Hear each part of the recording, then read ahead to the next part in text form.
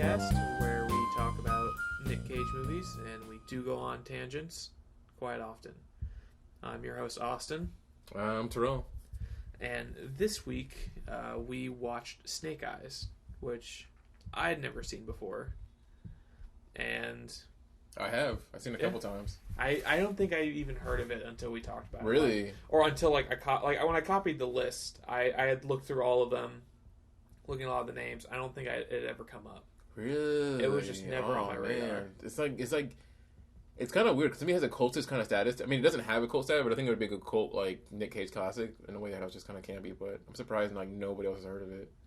When I told my old professor about this podcast, that was the first one. He's his top two was you see Raising Arizona and Snake Eyes. Really? That's why I was okay. So someone else acknowledged Snake Eyes. Nobody else even knows his existence really. I thought it was a really good thriller. It had that really great 90s thriller feel. Oh, you liked it then? You liked it too? How it was? Oh yeah, it reminded me a lot of Scream, and I love Scream. Really? Yeah. You put it on a level of Scream. It reminds you of Scream. Well, in that same feeling where in Scream, it's the whole movie when you're not sure who to trust, and there's hints here and there.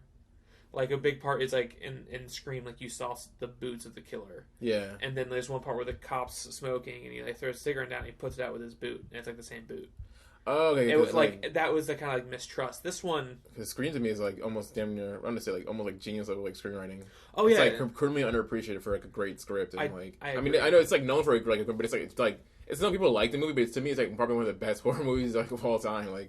It's an amazing script and film, dude. I love just how intricate it is and complex it is. He doesn't get enough credit for how great a writer the script was. Yeah, they're so good. But I had that kind of feel at the beginning, that first long opening shot, which is really cool. I was not expecting that. That 20-minute tracking shot was fucking great. I think there was one spot where they cut. It was when Nic Cage was chasing that guy down the stairs for the money. They got really close to the pillar as they turned the corner.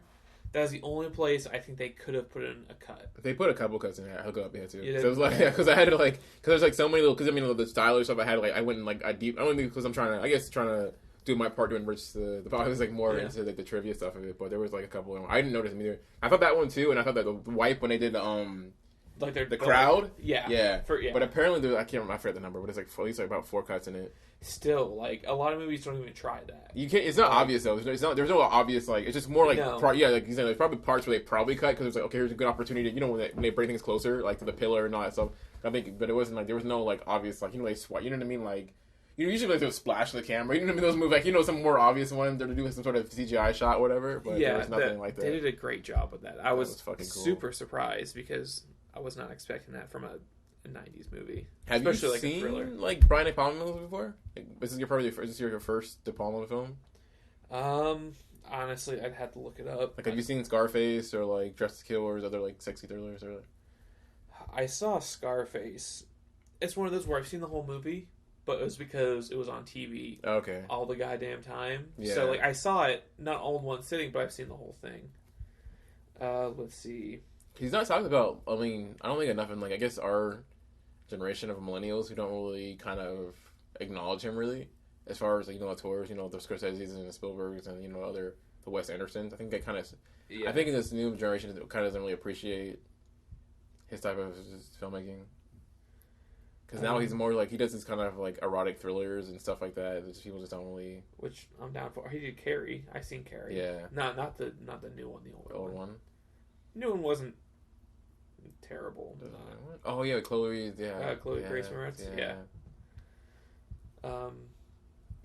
Yeah, but this is one of those where I was I'm definitely going to check out his other top rated films now, the ones that at least I haven't heard of and most people haven't, because I mean it was I was watching it even in the cinematography again I was not expecting that level. Yeah, that's what I love about him. He's probably he is because I mean even at me on the screen right now he's heavily influenced by his work. So I'm really when I was what do you should watch Snake Eyes because he's influenced. I mean I love his very style but violence kind of thing, which I'm a big fan of, stylized violence, because I mean obviously inspired when the director you don't like as much Tarantino, but you see a lot of his influences in Tarantino's work. That's why I kind of like Tarantino really much, but just I mean the style was amazing. Like, there's so many great like shots in this film where he just like Yeah. even that opening tracking shot was just great. I mean, it's just the way it goes through and the way it kind of has and the way it has like all the mezzanine of having the different characters kind of positioned a certain way. So you're like always paying attention, like trying to find clues that you're watching. The way things kind of like fit together as you're watching it, It's like insane. when they go back and they fill out this scene, but from this side. Yeah, like when he's first he's yeah. like, oh, that's Tyler or whatever, and then they close the door,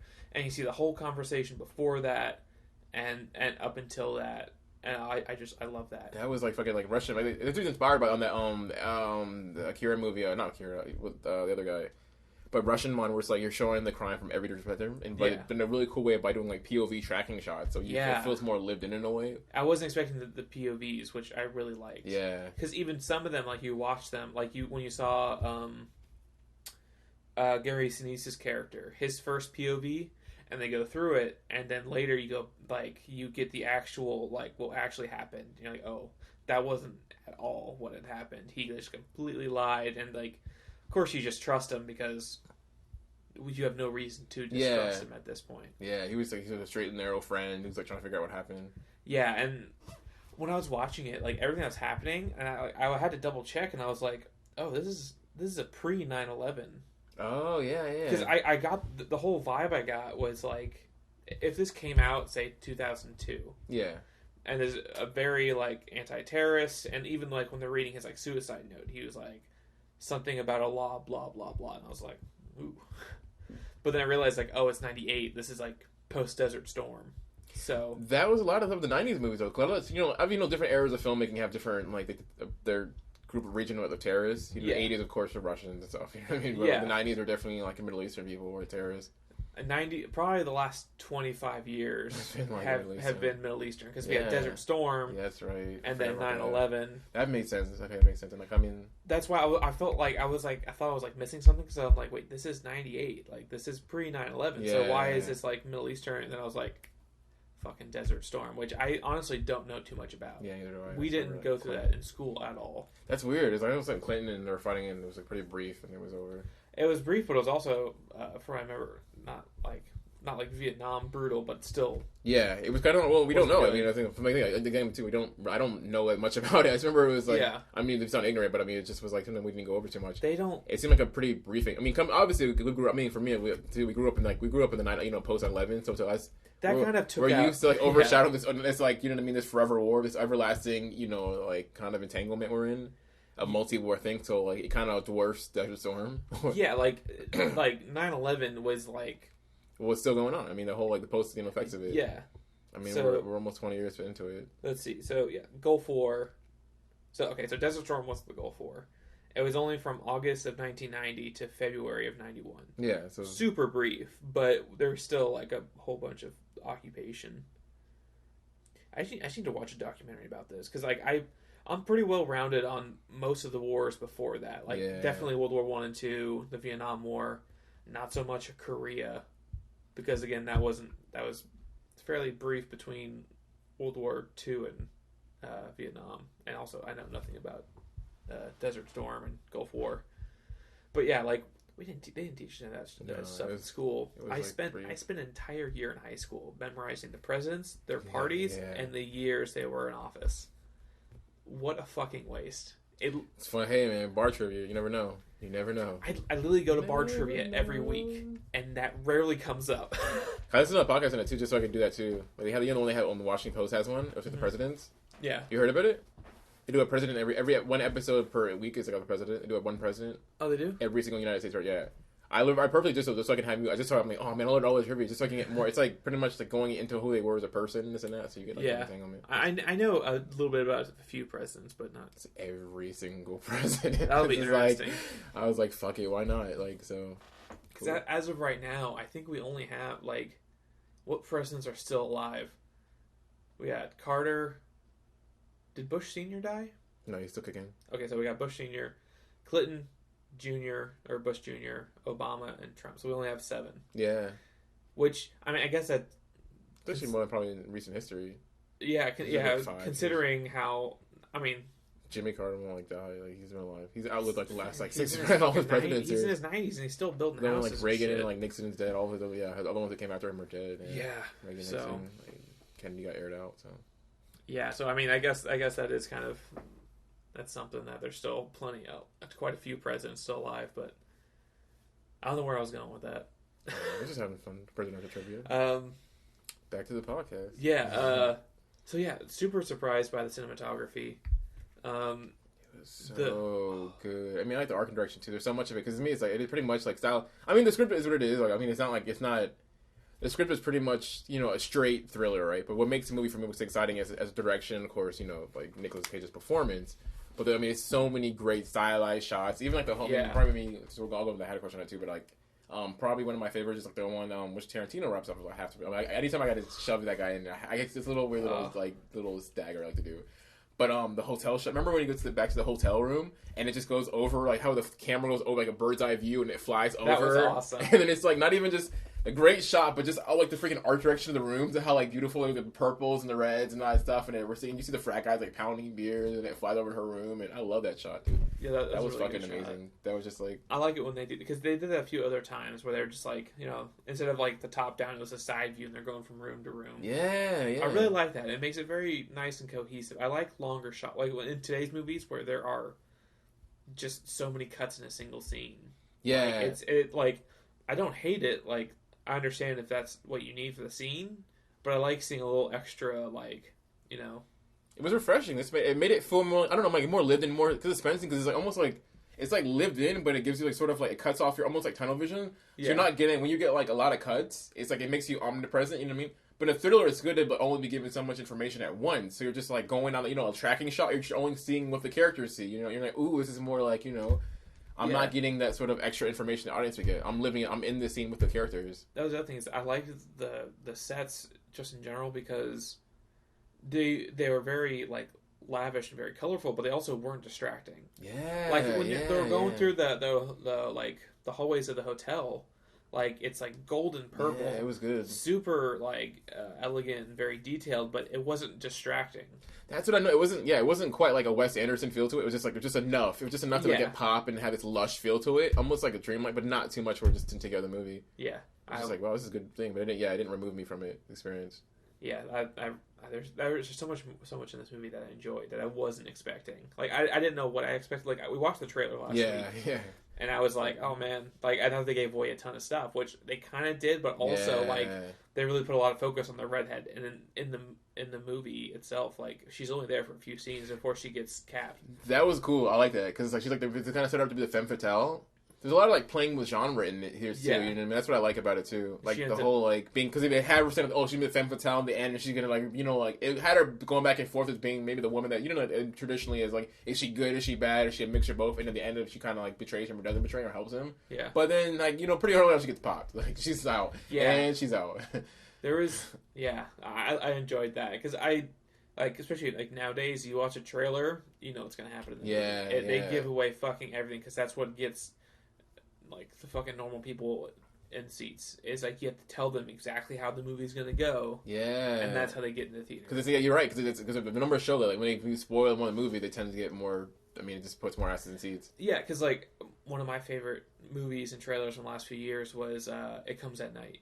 Oh, yeah, you don't see shit, yeah. I love that movie. But yeah, because the trailer makes it seem like there's a monster out there. Oh, yeah, the trailer was controversial. I remember, yeah, because people, I got into so many fights with people. Yeah, people hated the movie. Remember, I don't know if you remember Logan. Yeah. He got real upset and he was real pissed because he's like, my favorite thing to do is to go to a movie, just get really fucked up and go see a horror movie.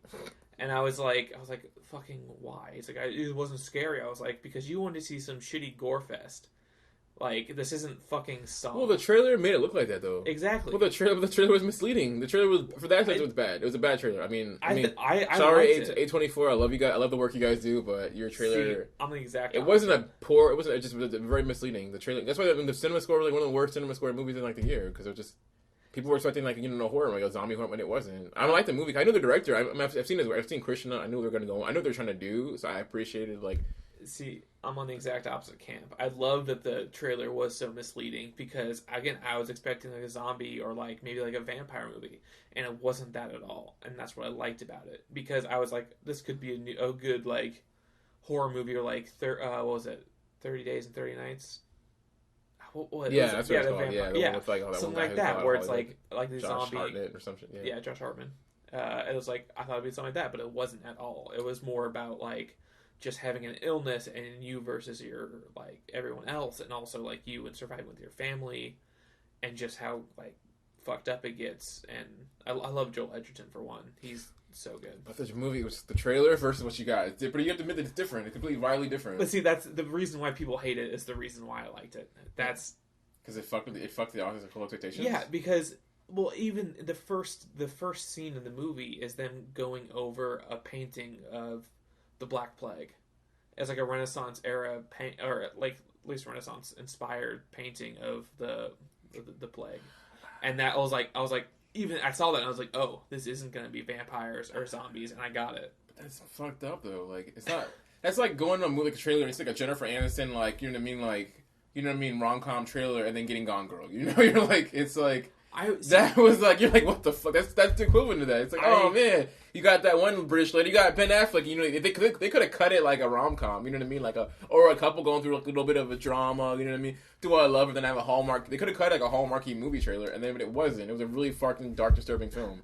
That's the equivalent because they could have cut it because they had Ben Affleck. Oh, Ben Affleck is gonna be a sweet and wholesome movie. Oh, let's get back to his roots. You know, see that's a personal thing because I love being surprised in movies. There's something I love more than I'm seeing one thing and it's something completely different. Oh, it's a wholesome spousal drama between Matt, you know, finding his love. Probably they could have cut it that way. Like, you know what I mean? Like loses his girl, and he loses his wife, finds her at the end, and they rekindle the flame. And yeah, they totally could have been a Hallmarky movie. And that's what you go to expecting, and it wasn't at all. It was fucking dark and disturbing. I love it. Oh yeah, I love that movie. It was a movie. fucking movie. It was great. But I'm saying they could have. That's the equivalent to me. It's like it's just. I mean, personally, I love being surprised in films.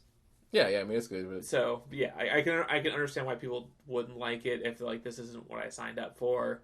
But also, like, just try to appreciate it. Like, try to enjoy the surprise. It's not that kind of... They're not the same audiences, though, you know? I know. And it's like playing putt-putt versus going out for 18 holes. You know what I mean? It's like, I wanted to come here, dude. I wanted to get drunk, and I wanted to fit the ball and the cup, and, like, you know, windmills and, you know, like, mouths of giant, you know, monsters. Not fucking, you know what I mean? Yeah. Get a golf cart, get my shoes on, get the driver, have a caddy. I'm not here for that shit, dude.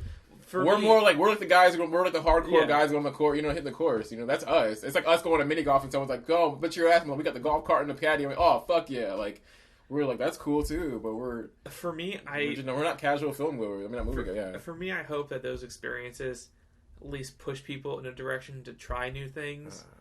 Because there's so many times, like, I'm like, we'll try to watch this, like, oh, I don't want to watch that because it's new. And I'm like, why, like...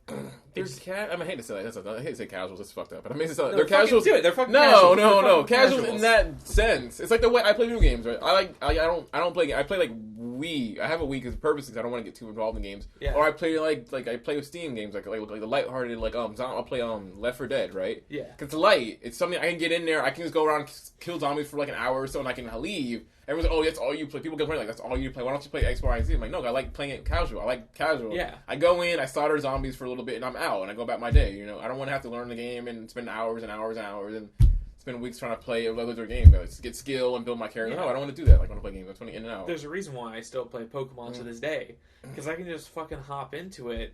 I used to be like a hardcore gamer.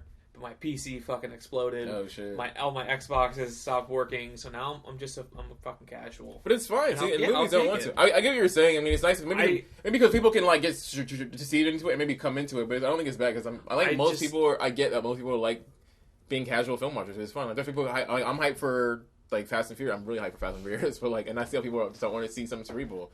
They want to escape from your problems. I'm here to escape my problem. I want to see zombies slaughter people and that be out, not like watch like a cerebral film about like family and stuff. I just want people to fucking try. There's so many times like you should watch this movie. It's really good. And I'm, no, I don't want to. It's like I was like, in my opinion, it's like you always have to try something at least twice. One time to get it through it, and then a second time to see if you like it. Yeah, I mean, as an artist, and that's privy to the human condition. I definitely 100%, 1,000% agree. Like we're human beings. If we're here. From the time we're born to the dirt, we need to fucking be out here, like, you know what I mean? Like, charging things, thriving, fucking shit up, and, you know what I mean? And trying things and disrupting. Because what's the point then? What's the point of you? You're gonna die. Exactly. Like, you're gonna die. You gotta try new things. You gotta fuck shit up while you're here, dude. You gotta try new things, experience new things. That's what I always do. Whenever I go on vacation, I always go in places. I always purposely go to disrupt my comfort zone. I have to. Like, I can't go into. I start with like cruises. I hate the idea of going on a cruise. You're on a boat. You're stuffing your face. And you're gonna go somewhere like nice and fluffy. And you're gonna like. I'd rather go out and like challenge myself and be something like I've never done and like fuck my like you know what I mean like really challenge my thinking. Everyone's like that's terrible. Everyone's like that's fucking. That's not a vacation. Like that's a vacation. A vacation should be a challenge. Like really the growth. Yeah, you're trying something new. Like most people hate going to like my other family. I'm not doing that. I'm not gonna go fucking like hike a mountain I've never hiked in the snow. You know what I mean? And like be all brutal and cold and like you know what I mean? Camp for 3 days kind of thing. And that's me. That's a vacation to me. It's growth. Yeah. Vacation equals growth. I want an adventure. Now I want growth. Yeah, mindset. Learn shit. Yeah. I can do that on my day off. I can go tomorrow. I can do that tomorrow. I can do that after get off. Like you know what I mean? You can do that any day. You can get fucked up any day of the week. Yeah, So that's how I feel about two casuals. I got my friend. She did not want to watch Lord of the Rings. And she was like very adamant against it. We eventually finished the trilogy, and she's like, "Let's watch the extended one." And I was like, "Yeah, see, on the hook, fuck yeah." But sadly, a lot of people were like, "No," with that movie. Well, a lot of people they just don't want to fucking try, and which is a shame. That really fucked a lot of people. I mean, some films I think did like. I think It Comes at Night, example of a movie that it tried to be kind of deceive people a little bit, and hopefully they would probably. I'm sure the marketing team at A24 was like, "Let's do fuck that, let's do this movie." You know, they knew what they were doing, like you know, and it just didn't work out. But other films that kind of like went a certain way really landed, like Gone Girl. Gone Girl, the show wasn't completely misleading, but it didn't really think it was gonna go that crazy. And Gone Girl became a smash hit. You know, it wasn't like it became a fucking big movie, like. Because he played Ben Affleck. Because you think about it, Ben Affleck doesn't do this type of film. At the time, he's known for doing kind of lighter, you know what I mean, or kind of, you know, like Go Jersey Girl and shit. And they had the Rosamund Pike. So you're thinking it's going to be, okay, it's a movie about him losing his wife and at the end finding her, and he maybe killed her or not. But I mean, then it became a very dark, disturbing film. And like fucking audiences ate that shit up. Like, also, I think it helped that there was source material for Gone Girl. And a lot of people actually read it. Yeah, true. So there's also a little bit audience and word of mouth that people like go see it. It's not what you think it's going to be. Like, I mean, like word of mouth was to me, I think, is also very important for like promoting and stuff. Like, but Fincher has a way of doing that. I mean, not to like dick right or anything, but like he's really good about some reason. He makes really.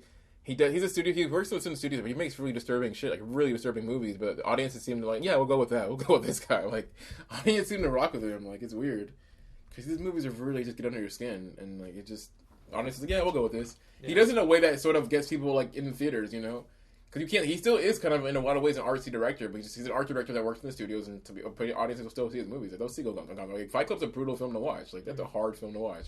It is, and it's still like those movies, and it's like people are like, yeah, we'll watch it. Like, it's Fincher. So yeah, that was a fun tangent. Yeah, that was quite the tangent. So I will say like one thing that did I don't know if it irritated me or maybe it's because I'm older now that I'm like really picking at people's ages. Because at the end of the movie they say Nic Cage is like 36 or something. I'm like, I need to double check. So that's what I saw too. He's like 36. Like 36. So, that is 3 years older than me. That dude almost looks like my dad. Okay, so if he was born in 64 and this was in 98, he was 30. He was 34 in that movie. He was a year older than me.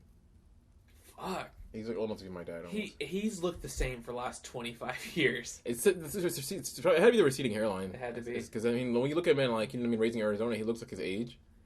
Yeah, because he has a hair. But when he losing his hair, there was 10 years between those two movies, though. Oh, that's true. So, because it was 87 for Raising Arizona, surprisingly. It's just weird because actors don't. That's the thing is actors don't really age as fast too. Because you know how the skincare they have, the regimen they have, and all that. They just don't like Paul Rudd. Of course, it's like most of them just don't age that well. I mean, they don't. I mean, they age great. Like he needs hair plug. Okay, so Carla Gugino. Yeah. She was born in 71, so 98 she would have been. She was in her 20s. 20. She would have been around 26. What she gave.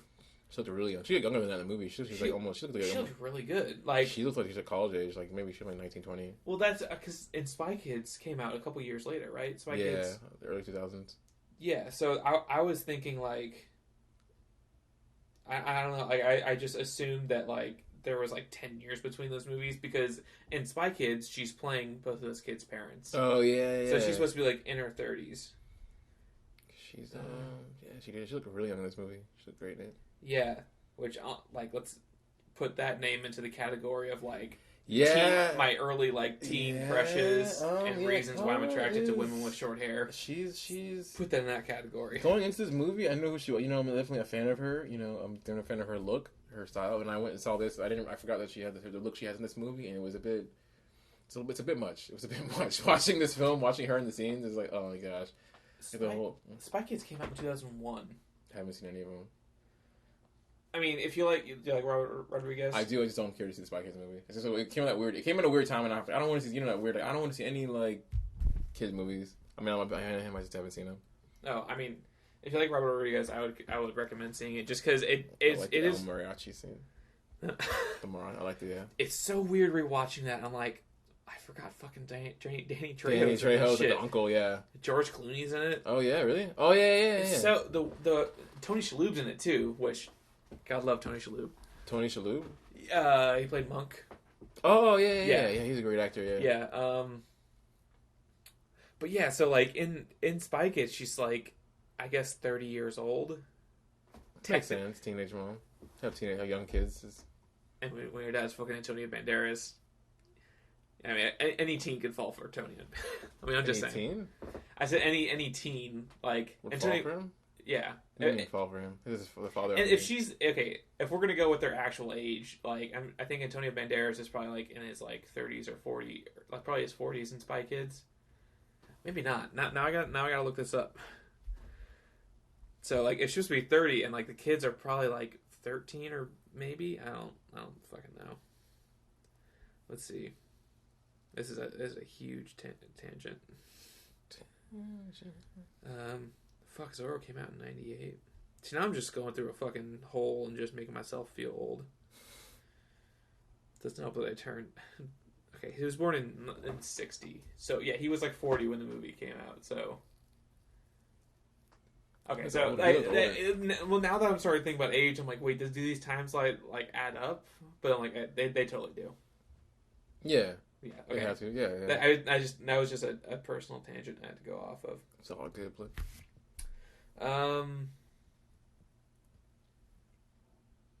So the movie. Yeah. Sorry, a little dead air there. We'll cut that out.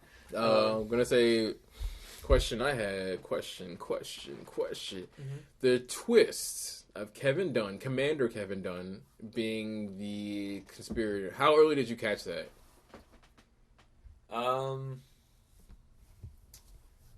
I think it was when,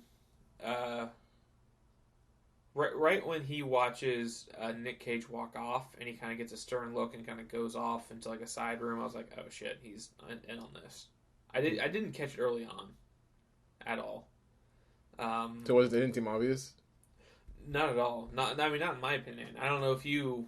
I mean, you've seen it before, so I don't know. I've seen it before. I forgot everything happened. I just remember the boxing scene. I just remember him being like the villain. When I like 5 minutes. Oh, he's like Gary's a villain. I mean, like Kevin, whatever. Commander Kevin is a villain. I didn't. So it wasn't obvious. Okay, so I didn't think it was. I mean, I kind of got it from the trailer because in the trailer he's like the house always wins or something. Yeah. Whatever. There's some shitty like casino like line that everyone uses. Yeah, like every casino movie. Yeah. So, I didn't think it was obvious at all. It wasn't until they revealed it in the movie that I was like, oh, okay. Okay. So, I mean, I like that. Again, I like being surprised, especially when it comes to like a thriller or like a mystery. As long as it's a good like reveal and they explain it and it's not just like, this is what happened. And you're just like, what? Like...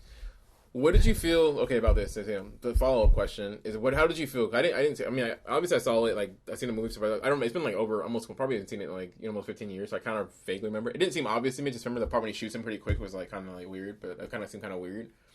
But how did you feel? Oh, I forgot my train of thought.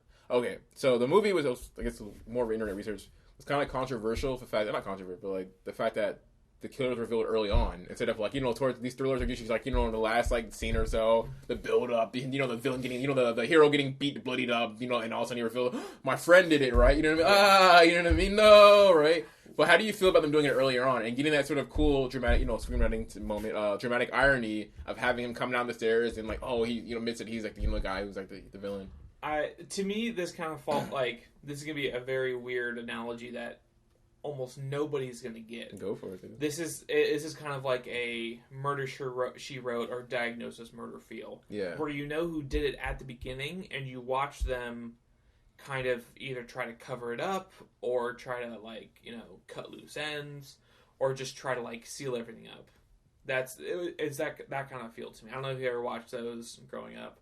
I had basic cable, and all I had was fucking WGN to watch, so I watched a lot of that shit. No, but I do watch. I'm a big thriller fan, my favorite genre. I'm very one there now, so thriller and conspiracies. So I do appreciate the switch up when they occasionally do it early on. So you spend the rest of the movie trying to figure out how it'll play out, So you get that early on, especially a spy movie, especially this kind of spirit. It's kind of cool to see early on, because even the director was people knocked him. He defended it. He's it's kind of boring if you spend the whole movie going, and at the end you reveal the killer, because it's almost just red herrings and twists and turns until okay, it's supposed to talk about this. But having it early on, he said, it gives the opportunity to see the relationship unfold. Exactly. And that's what he did. That was kind of the reason why he wanted to have it early on, because you could see them kind of play, and then also kind of the pairing of see how he's going to figure it out now, how he's going to play out his relationship. And I do like, because I think they're both satisfying, a big reveal and then the quick reveal, and then you watching what they're doing and understanding their character and their motivation. Because if he just all of a sudden we didn't know until he was watching the scene or to the end, it wouldn't have been as good a movie. It wouldn't have been, because then he would have because there's always he did give a monologue, but since we kind of knew what was happening and we knew he already did it, that monologue didn't seem too ham-fisted. Which monologue? Oh, the one where he explains why he did it? Yeah, they're in the recording booth, and he's kind of giving a monologue what's going on and why he's doing it. I mean, when he reveals to Nic Cage, right? Yeah. I mean, with the character, Rick Santario, whatever. What's the character's name? I honestly had to pause and Google, because I first thought this said Rick Santorum, and I was like, hold up. I was like, Rick Santorum. I was like, what's character? Rick Santoro. Okay. Rick Santorio. It was a fun fact, another fun trivia. I was deep diving into trivia. It's the same name as the character in Casino, whatever. I think the De Niro's character. It's a whole tie into the Casino. Oh, really? Because they're all buddies. As you know, De Palma, Martin Scorsese, George. Yeah, these are these are my Koepp. Yeah, they're all the part of that. They call them the Brat, whatever that pack, whatever. Okay. The Brat pack of this post studio area director. They were the rebel directors. So they had this clique of all these top tier directors who were always helping each other out on each other's movies, supporting each other's movies, helping each other edit their movies and stuff. So this clique of directors helping each other out. So I didn't catch that. That's awesome. No, I didn't catch it. It was trivia. I was like, let me find some fun trivia about the movie, and I found that one too. Yeah, I mean.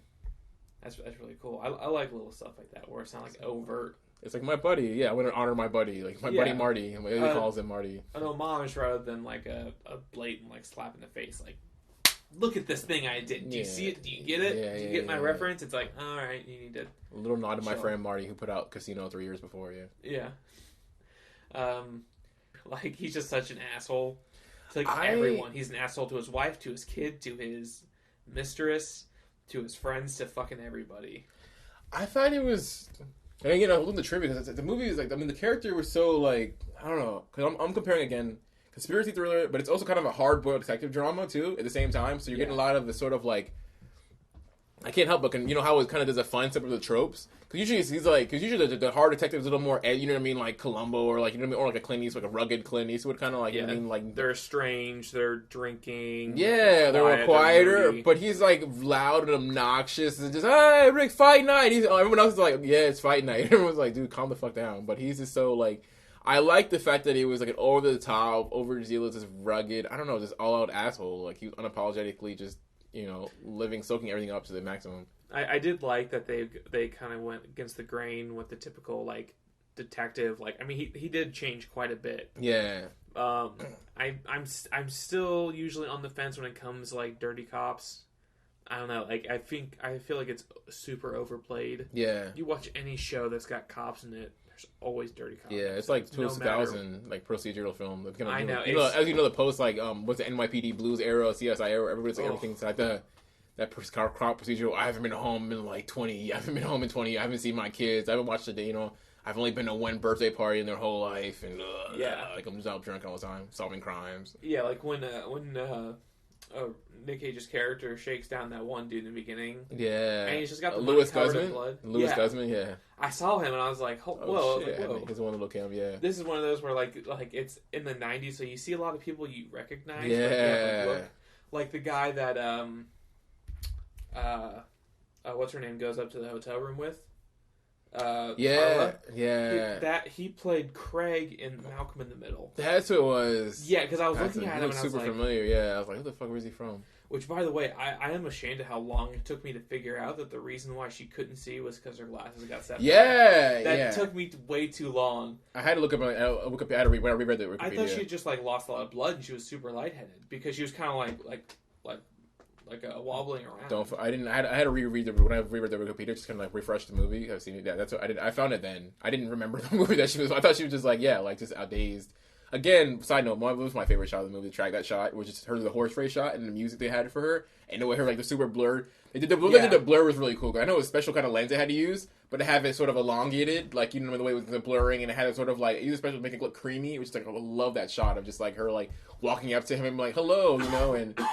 They could have done like a stumbling shot, in a deep level. They did like a really shallow focus in a way it wasn't like really cool and stumbling to the guy and like, hey, like. As someone who has to wear glasses, I do appreciate that it was spot on. Because really? if you don't have your glasses on, it's exactly like that. Really? It's like everything's super blurry. Like your depth perception isn't terrible, but everything's just a fucking blur.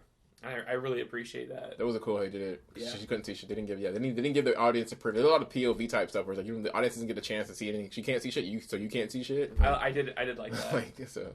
I thought that was a really cool idea. How would you feel about this movie getting remade?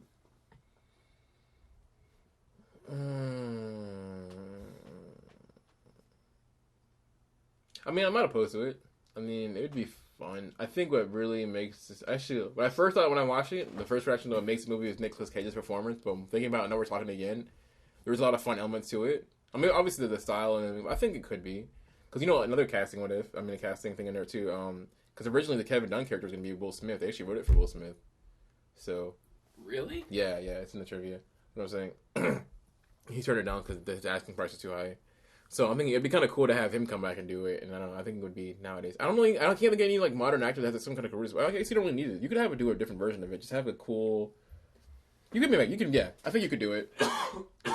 There's enough like plot elements enough you could play around with it and make something really fun. It's cool to see like a movie. I guess the idea of it too, just a whole overarching idea of just having like a murder take place in a shitload of people, and them have to be winning. Mm-hmm. And I think in the other follow up, I guess if I was directing the other one, I would have had more of the audience interaction, like people that were there. You know what I mean? I wouldn't brought that. I wouldn't included it more because I think the movie didn't. And again, it was completely removed. If there was no like, hey, let's start asking, even have a question or even try to involve the people that were there, the patrons that were there, because there was interactions. Pretty much just like they were just there, extras. Mm-hmm. I would have had if I was to do this again, I would have more interaction with them, like questioning them, make them part of it, or like, oh, I saw this and that. Nobody would like. Looking back, there's nobody. I don't think there's any scene where anybody did that where they were like. There's no, like, anybody in the audience that was like, I saw this and that, you know what I mean? Oh, I saw that. You think I had a red eye, Yeah, There was no, like, interaction at all with the people there. Yeah. I would have had some questioning, some interactions, maybe some other characters, and maybe some red herrings in it. It would have been kind of fun if I were to do a remake of it. So that's my thought. I will say the Chekhov's boulder was very disappointing. Yes! They had gone to that, like, 3 or 4 times, and then we're getting to it. We have... Carla's character in that little room, a fucking harpoon, like that was some fucking like Moby Dick shit just came to the goddamn wall, and it was just like, all right, and then you see the giant the globe or whatever, and the news reporters there, and they're recording it, and they've looked at this thing a few times in various ways, and I thought I was expecting, I was like, all right, here we go, we got Chekhov's boulder coming. I thought it was gonna like open the thing up, or it was gonna crush. The commander or whatever. Yeah, bingo bango. That's exactly what I thought. That's what was supposed to happen in the original thing. Really? That's what motivated me to look at the trailer, like the trivia, because I'm like, there's got to be something with this boulder. Like, I had to look it up. Because it was because usually I don't look up trailer. I just like watch a movie and I have think of ideas. But I had to look it up. I'm like, there's got to be something else with this boulder. It just can't be that, right? It can't just. Apparently the alternate end, the original ending was like apparently both like the which I think the probably be called for the bigger budget was the fact that the hurricane too, the hurricane or the boulder and everything else. And apparently the water was supposed to flood into her, like supposed to flood the casino. And then what happened was that boulder was supposed to kill, Kevin Dunn, That explains in the last scene where Nic Cage's character said something. He's like, I dreamt that I drowned in that tunnel. Yeah, and yeah. I'm like, what? It was raining. It wasn't that fucking bad. Yeah. I was like kind of confused. Yeah. And actually, I just fucking put it together. So at the end, we see the ring of the redhead in the pillar. That was when Nic Cage's character gets beat up and he's like stumbling away. We see them lowering the body into something. They're lowering the bodies of the two soldiers or whatever that the commander killed into a cement truck into a mold for the cement. Oh. That's what I was like looking at it and I'm like, I don't fucking get it because that scene was so like in the background. Yeah, it was right. Totally like not important. I just put that together. Okay. All right, that makes a bit more sense. It's kind of loose. Yeah, it is. It's kind of a loose thing, but back to the boulder. Like I was like that boulder's gonna do something, and the cops like driving up, and then just like whoa, and then like they break through, and then the commander, the door closed behind him, and then like looks around, and, like shoots himself in the heart. That was fucking weird. Because you don't fucking shoot yourself in the heart. It's not an instant kill. That's why when people kill themselves, they shoot themselves in the head. They go under the chin, in through the mouth. Under the chin is the best way. You don't go through the temple because you're honestly there's a better chance if you just blinding yourself. So good to know. I mean, I don't want to give people like hints of like ways to kill themselves or anything like that, but you gotta go. I mean, I'm just saying like. I turned off. Shit, panicked. Oh, thought it turned off. The red light was on. Panicked. Oh, I think. But yeah, like it's like.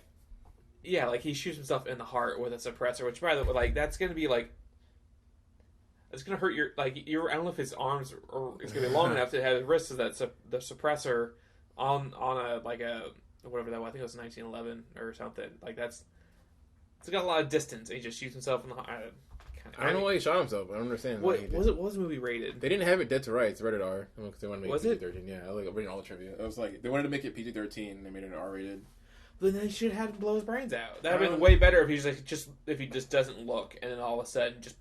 I don't know why he shot himself. I'm not really privy because it wasn't like there wasn't any evidence. Didn't want to get like court-martialed and. There was no like evidence. Nobody knew anything but Nic Cage. Nic Cage was going to rat him out. They gave him a lot of chances to put down the gun, though, for sure. And he could just drop the gun and like he's a commander and he's a dirty cop. Like yeah, he could drop the gun and be like, "I'm following him," and they got talked it out. And he's really a dirty easy. cop, and I'm like a decorated He literally soldier. has bloody money in his pocket. Yeah, he's got a pocket of like $5,000. Yeah, and there's bloody money. I mean, like. What, like you had him dead to rights, so like why did you kill yourself? And it's pretty much it's all at that point. It's here. Their word versus his, and he's a decorated captain, or she's an analyst, and that. There's not enough reason for you to like kill. You could have wrote it out in court, and anything could have been like whatever. It was when Nic Cage's character was like, "You got snake eyes," which is like I was like, you threw it back at him. That's cool. But there's no hard evidence. The only evidence was him, and they erased the tape, and that was it. That was the only hard evidence. He acted like he's like, "Oh, they've got me." And then it was just like, he just shot himself, and because it was pretty much him versus Nic Cage and the analyst. Because she didn't have the, I'm sure she probably destroyed the evidence too. So it was like this says their word versus his. Like there's no evidence. Yeah, he said they're all kooky. He's a background of like being a dirty cop, and he's a decorated soldier. He's just been like. I feel like that alternate ending would have been a much more cohesive ending. It would have been cooler too to see the skin crash with water and. Yeah, I never understand why like they do like. Sometimes alternate endings are better, but at other times I'm like, how did you guys think this was better? I think because that was the audience test screen. It didn't play well. Like it's like Kevin Dunn getting killed. It didn't play well. This way it was done. And when I heard that, I immediately thought of Mission Impossible, the first one. Have you seen the first one? No. Oh, I remember the scene of the water rushing in because there's a lot of stuff in this movie which reminded me so much of like the first Mission Impossible. In a good way. He did direct it. So. It's a movie he did after Mission Impossible, so it probably a lot of stuff. But in a good way, it reminded me a lot of stuff he did for Mission. So like that, I'm like, oh man, imagine it's one of my favorite shots of the movie. It's like one of the part where like Tom Cruise a giant like aquarium scene and Bill put up a scene and he like smashes it and like water flood and it's a dramatic scene where water flood and it's like it's fucking amazing, like, slow. I'm like man, I'm missing that. I do like a slow motion scene of a whole fucking like getting flooded with water and people with tables and falling out and shit. Like you don't get that anymore. It's all like CGI shit. So I'm like man, that'd been cool. I'd really cool to see a fucking casino get flooded. Like it was been cool. Did they actually filmed it? It was visual effects. I don't know if they did or not. I thought it was visual effects stuff. Based on my tune. I don't know. It was a cool scene because you don't see like whoa shit like slow motion people tables like under people like getting sucked underwater and. Like, that probably sounds really very dangerous. Probably very Titanic-esque. Yeah. That's what I was thinking of. That's fucking awesome. I love bigger stunts in movies. Yeah, I mean, watching these movies again makes you appreciate how much cool, like, 90s stunts were. Like, they were fucking great, dude. Like, there's so much shit. Like, yeah. Or even, like, the blood squirting in the neck. I mean, the practical effects. Oh my It God, was, like, that a shot. blood. And it was slow motion. It was, like, a little gratuitous, but it was just cool to see him, like... They even add, like a Yeah. You hear the pumping, and he's just like slowly falling back. And I love how they did it. Like, it keeps it on the girl, but he's like almost like he's a background character, like getting caught in the neck. I'm like, is that the secretary? And he's like in the back just dying and squirting out blood. And I'm like, that blood was some of the worst blood I've ever seen. But it was so cool. It was, but like, it's just like it was the brightest blood. Yeah, but he's stylized, which again, Tarantino every time. Tarantino ripped that off the whole like very colorful because it's not realistic. He likes to do bright colored blood, so it like makes it. It reminded me of Suspiria a little bit. Yeah, very vibrant. And the blood's just he's like a fucking water balloon, just like just blood squirting. He loves to do that. Like, I think Brian was like the first time, like, recent because most of them do the dark rose. He likes to do the bright color. Like, no, you're gonna see this. You know what I mean? I'm probably in post soon. Like, I'm gonna pump that blood up. We need to put some more saturation on that shit. I want people to see that shit. Stylize the blood, and he did a great job of that. So more stylized blood. Yeah, I gonna now have to look through his stuff and see what else he's got going. His biggest movie probably is like unfortunately Scarface. But I mean, obviously Carrie. I want to see Dress to Kill again. I've never watched that, but I like that. I think Dress to Kill is closer to this movie, where it's just like like a woman comes in and slashes some girl in like the elevator and then follows the rest of the movie, like just trying to sort of dramatic, like I watched you like fuck your someone cheat on your husband, someone trying to follow you. So, like erotic sex thrillers and shit, sex and violence. I mean, and people slowly following each other. The same kind of thing, or like tracking shots of following people with like razor blades and shit. Oof. Man, people getting cut in movies is like kind of like. I get a little squirmy at that, especially when it's like razor blades and like shit like that. I get real squirmy. Even when it's a quick one? Yeah. The cutting ones are hurt. Like in Game of Thrones, it's like, the sawing. I hate when it's like take a knife and it's stuck. They're like cutting someone's like fucking throat. And it's like, I can handle that better. That's better than the quick slash? Yeah, I don't know why. Really? I can't do it. I hate when you get stuck. When you like cut it and you get stuck and you're like, you hear the grind, you hear the tearing noises. I mean, it's rough. Oh, it's rough, but the quick like razor blade, like. I feel good maybe because the quick razor blade is like it's like you're less protected from it. Maybe it's just conscious. Like, you're less protected to get like stopped because somebody comes at you and cuts into you. Oh, I have time to like maybe react. But if it's quick, there's nothing you can do. Like the quick like across the neck. That's there's nothing. You can't like If I stab you, I can get away. Before you stab me multiple times. But quick is like you're fucked. You're done. It's already too late. It's too late. You're bleeding out. Maybe that's why. But yeah, like that shit. Like, oof. Like there's many reasons why I haven't watched Sweeney Todd. That is that is one of them. Yeah. On top of quick shit. Yeah. On top of the a lot of stylized blood too. Yeah, I love stylized blood, but it's more of like I don't like seeing quick like razor. Tim Burton's wife or ex-wife, Baumgartner. What was her name? Helena. Yeah. What's her full name? I forget. Helena Bonham. I'm gonna guess because I can look at him. It's more fun this way. Helena Bonham Carter, I believe. Bonham Carter. Okay. Yeah. Like whenever I see a film. A Tim Burton film with her across from Johnny Depp. Yeah. I'm like, I know this is weird. I feel like I'm just watching Burton's like cuckold fantasy. Like that's what it is. Okay, yeah, that's another way to look at it. Yeah, okay. But it happens so often. Because I adore his wife as like an actress. Oh, she's great. She was really great in the Harry Potter movies. She was good in Fight Club. I like all three of them. I know it's hot take because like.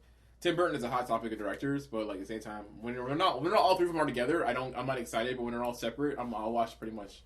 When they're all separate, they're fine. Yeah, they're better that way. I liked all of the Leica like stop motion films, like the ones that Tim Burton.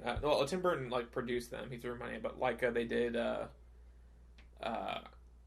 Kubo and the Two Strings, Paranorman. I think they did Coraline too. Oh shit! Okay. Box Trolls, I think. I like it when he produces, but whenever he makes a movie, it just seems like the same aesthetic. He feels like a paycheck director at this point in his career. Yeah, he's like it's like paint by numbers Tim Burton movie. He's not trying to be in that space where he's not trying. It doesn't seem like he's trying to do anything creative or new. He's just like, hey, he could be doing a lot of like directors when they start doing those kind of like not say paycheck, but I mean like he's kind of like work for. I say for hire. It's nice. Maybe it's nicer.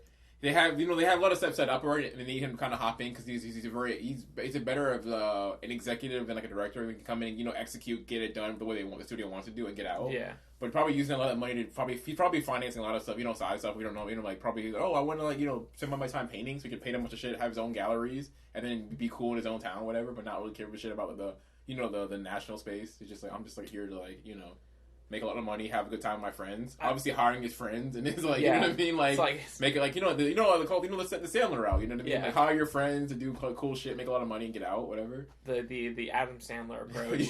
yeah. Let me just make a movie like in the Caribbean with my friends. With my friends, make a shitload of money and get out and do other things that I really want to do. Take that money to like finance things that he probably don't know about, and help schools and kids out and shit, and make a lot of money with my friends. So yeah, I mean, I will say the last Tim Burton movie I saw that I really liked was Big Eyes.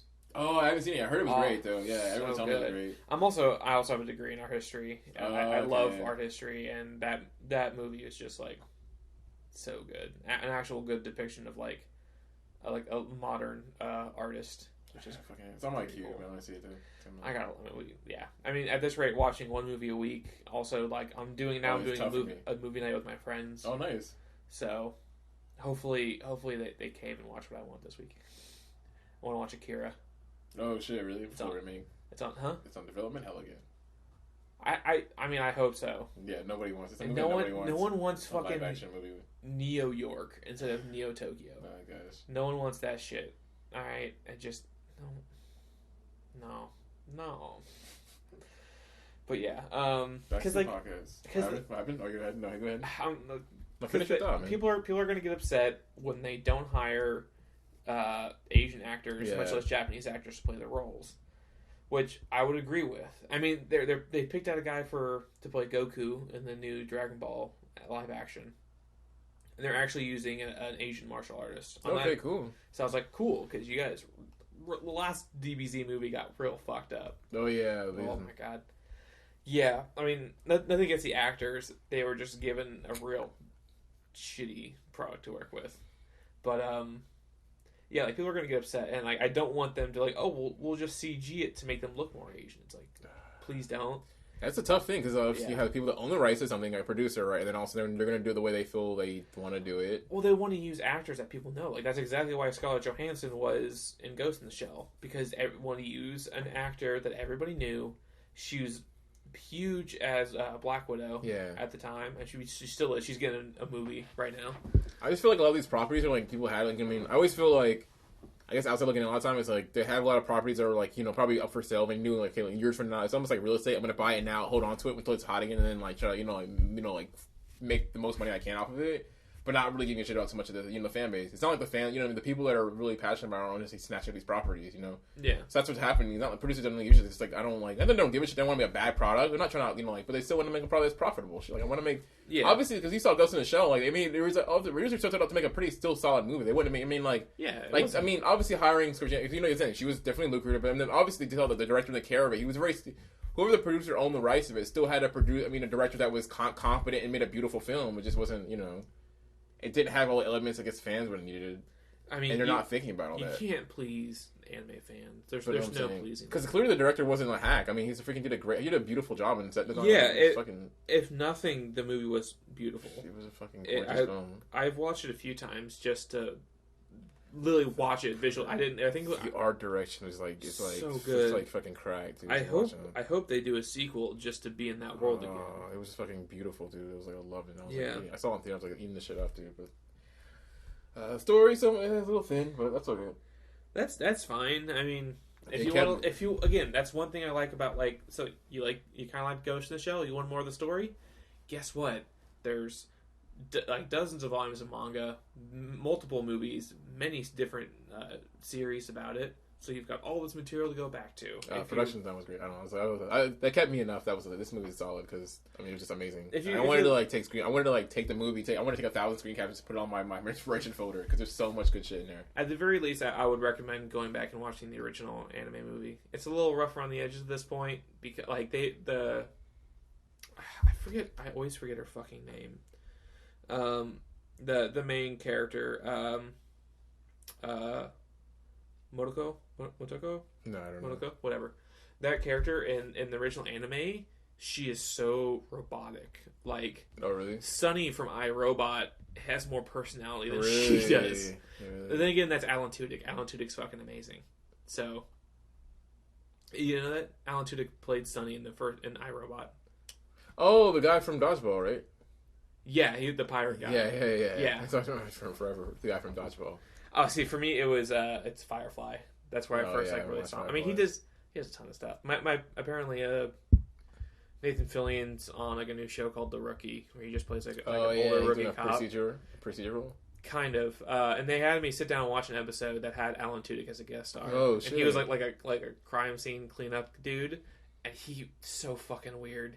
He played that character so well. Like, it was just this really creepy guy, and he's like, oh, you're gonna use this to get that out, and he's like, and it's just saying like, oh, this stain gets this stain, or like this like solution gets this stain out of this. He's like, this is good for brains. This one's good for like bowels that like get like punctured or something, and he's like going through his custodian cart of all these chemicals that he's made to clean up crime scenes. That's so weird. It's really weird, but he does a great job with it. So that's why he had a movie. I wonder why he did that show then. That's weird because Nathan Fillion, I think in this era, I think would be good in like doing a more having his fan base. He and Nathan Fillion are like. I mean, everybody from Firefly are still really good friends, but he and Nathan Fillion are still good friends. I was wondering why he would do and like this. Why would you do a network show this era? Not. I mean, not you talking about Nathan NBC. Fillion or yeah, Nathan Fillion. Yeah. In this era of like explosive, explosive amount of desire for content and the sort of the quote unquote streaming wars. Do you think that he'd have opportunity to do more? I guess more outlandish project. More or less riskier project. I think there's a comfort to having a steady paycheck. Like TV shows with a steady paycheck, and it's like a procedural cop drama. Like I feel like there's a lot of security in that, especially after Castle went over so well for so long. Yeah, that's what I'm saying. Like, because I'm sure he'll do movies again at some point, but I mean, I think it was maybe it's a chess move, for his career, hey, just do this procedural for a couple of years and let the test the water, so maybe you'll be able to do bigger stuff again. Yeah, I mean. I think the internet loves him, so he has that following. I mean, I think it'd be fucking awesome to see him like Deadpool or something. Like, it's probably not the time. I feel like Netflix right now is low key trying to no offense like them. It's probably trying to get trying to bring more diversity into Netflix. I think I think that CEO Ray Keating was hinting at. I was watching them talk about last week, talking about what's the next wave of Netflix. What are you guys doing next? And I interpret it as more diversity. We want to have more diverse projects. Yeah. So I mean, shout out to all heterosexual white dudes. I mean, you guys are winning, but I mean, we want to see more shit. Even Apple's doing stuff with having strong female lead. You know what I mean? The whole morning show and Teether and having different more variety of other stuff in the films. I think it's not your time. I think it's not their time right now. I mean, I like it when there's diversity in movies. Apparently, the world likes diversity. Apparently, the world likes to see different people that don't look like them do shit. Just last week, we were talking about National Treasure. It would be nice to have a little bit more diversity. The world kind of likes diversity. The world. I've been watching Letterkenny on Hulu. You ever seen that? Oh, the comedy. I heard about it. Yeah, it's like Canadian about Hicks in rural Canada. So there's really good diversity. There's a lot of they deal with a lot of natives in there. Nice. So there's a lot of Native Americans and just aren't too many black characters. There's one lady and she's the bartender and she's hypersexual. And she's always shit faced and she's chubby too. No. She's not the sassy black woman, is she? No, she's not sassy. She's not overweight. Okay. But she just no offense to bigger. Nothing wrong with large lady. I mean it's kind of shout out to Lizzo. That's kind of the comfort zone. Yeah, as long as it makes it almost domesticates black women. If they're sassy and large, then it's fine. But No, yeah, this was yeah, she's definitely not the typical sassy. Well, a lot of the women in that show are very good female characters because the whole thing is that you're following this guy who runs this farm. His name's Wayne, and in the first episode he is broken up with his girlfriend, and his girlfriend didn't want him to fight anymore. And he used to be the toughest guy in Letterkenny. Oh shit! And then he starts fighting again. The first few episodes, he's we got to fight with you with. This guy this day and this guy that day, and he gets a call and he's yeah, just park at the front of the parkway, and he goes up there and he just fucking fights a dude, and they do these great little fight montages, and then he beats the guy up, shakes his hand, gets a cigarette, and then goes home. Oh shit, whatever. And then even with the women, there's the women getting into the fights too, which is great, and they're not just hopeless characters or anything. Okay, so it's sort of actually fleshed out and stuff. Yeah. which it again makes it really fun. I heard it's like really good. It's like no, I think the wake of like the Office, the next like great like comedy we're watching. Yeah, and I don't know if it would be your sense of humor. I'm gonna check it out. Yeah, but I like it. There's only 7 seasons, and the seasons are like 6 to 7 episodes long. So I binge watched it in like 2 days over the weekend when I was just like cleaning and playing games and stuff. Shit's funny as hell. But back to the movie. Yeah. I didn't want. Who do you think? Did you think anybody stole the show from Nic Cage, or you think this was his show? I mean, you got to give this one to Nic Cage. Yeah, I mean, I think this is probably. I mean, when watching this again, between like I guess the arbitrary like probably his comedy performance and obviously the top would be Castor Troy in Face Off. I can't think of any other movie that came close to like this level of like Nic Cage fucking shit up like full. You know what I mean? Like it's like a 9 where he's at. You know what I mean? If Castor Troy's a 10, this is like a 9 for him. Like. Yeah, because even like he's going for it in the beginning. He's just like he's like the dude. He's just like he's talking to his wife. He's talking to his side chick, and then he's like, "Don't put your mom on the phone." And he's like even harassing it now. It's like, it's right night. Everybody clap. Oh, Rick Santora's in the building. Everybody, like he's just like fucking Randy Savage and like Nic Cage. Right? But then he does have the scenes where he's like, oh fuck, and he's like calm, and he's getting like kind of like upset. Like sometimes, like when Carla's character tells him that she's like, I saw this general guy, and he's like, a crazy character shift, and that's a great performance by him. How just like completely changed. How he goes from crazy over the top to just like a solemn like hard boy detective who just can't believe the truth. His whole world turns upside down when he changes. Yeah, that was a really good switch. And then the end where I did like when they were beating him up, and he like spits on the commanders like not badges, like medals or whatever. Yeah, that was like I was like ooh. Yeah. That was good. Like, and the shot of it showing the blood hitting him. When he spit, I'm like, please just hit that little shot. I'm like, yeah, good job. Good job, Brian De Palma. Just like the shot of the blood on it, like showing how dishonored and how he's like blooded the whole thing. Gary Sinise still looks pretty damn good. He's holding the other. He's got like on. He's working out. It's all that good work even doing the charity. His like Gary Sinise Foundation, where he's like doing a lot to like help kids out and shit. Like, yeah, how he's been pretty much dedicating the rest of his career to like helping out people and stuff. And good for him. I guess being an all around good, fortunate person, makes you look all young and good. But I did love that. Yeah, the moment. My favorite shot, like probably still the movie, is when like the shot where she tells him the staircase, and it has a shot of like the staircase. I love that shot, and it's like spiraling down. Whatever that one shot, just that shot of them, that static shot. Super Vertigo. Yeah. Because definitely like Hitchcock vibes right there, where it's just like your whole world is just like flips now. Yeah, because it was a great way of doing it. I definitely want to watch this again. On like I had to watch it on my laptop. I tried to watch it on my TV or Roku or whatever, and it wouldn't work. So I had to watch it on my laptop, and I feel like on a better screen. I think I would have like I just want to see it on a better screen just to relive it. Some of that beautiful cinematography. Yeah, beautiful cinematography, some like better color balance or whatever. Yeah, it was fucking crazy. Yeah, man, that was. So how did you feel about Lincoln Tyler, the boxer? I don't know like the ages of boxers and stuff. He seemed real old to be a boxer. Yeah, I did think that too. I mean, I know boxers, they can get pretty rough around the edges when they get older. Because maybe like 30s maybe? Like his mid-30s when you're pushing it, right? Yeah, and he looked like he was like one of the 40s. He was born in 52, so he's like mid-40s. Yeah, I'm like, he's an old man in the movie. He's an old dude. Like, so it's... Yeah, I was a little confused by that, but again, I think they're going more for actors to play these characters rather than actors to fit these characters, kind of thing.